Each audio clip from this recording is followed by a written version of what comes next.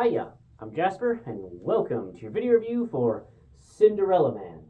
It's a movie starring Russell Crowe, Renee Zellweger, and Paul Giamatti. So, as always, I'm going to give the good, the bad, and the furry. To start with furry, there might be some barking dogs. That's about it. Moving on to the good and the bad. So, this is essentially a biopic about James J. Braddock, who was a boxer who was at the height of his fame before the 1929 stock market crash, and then he, lost it all, and then this is his biopic.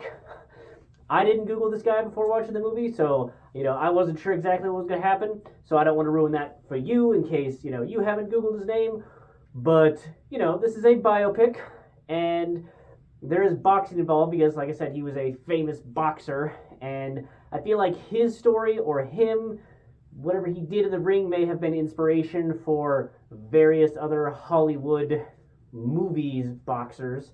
So it's kind of fun to see essentially a biopic about him and his struggle. So Paul Giamatti, he can be good or he can be over the top, and in this one he was really good.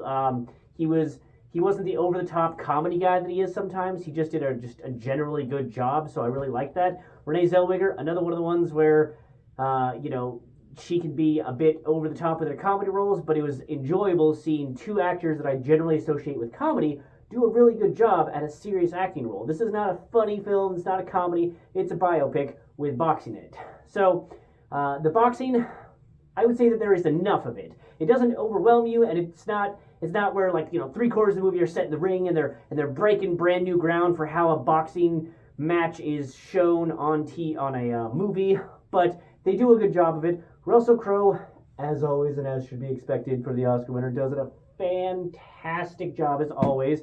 2 thumbs up for his performance, and I really cared about this character and about what was happening in his life, and they just did such a good job of the pacing and of the atmosphere and the sets and whatnot. It never felt, how some of the movies, I don't know, maybe the Peter Jackson King Kong, or just some movies where they're just like, hey, look, we're in the 20s, we're in the 30s, see, look at all the 20s and 30s things, huh?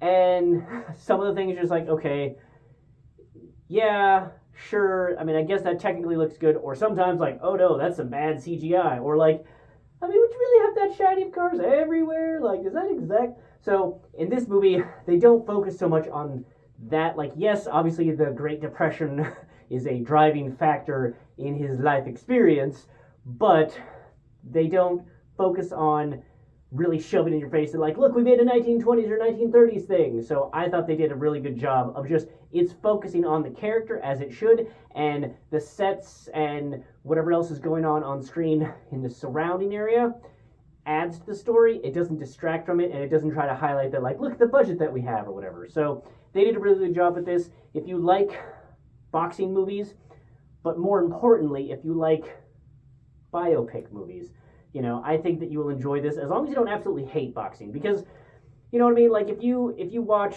a biopic, the general type of events that you're going to have, but in this one, it's not like the music rock star ones, it's not Ray, and it's not Bohemian Rhapsody, or Rocket Man, or any of those, where there's, that style of fame, and inevitable crash, and then upbringing, or whatever. It is a more true to life for somebody who had to go through the experiences that he did. So I really liked it. I thought it was a refreshing biopic style.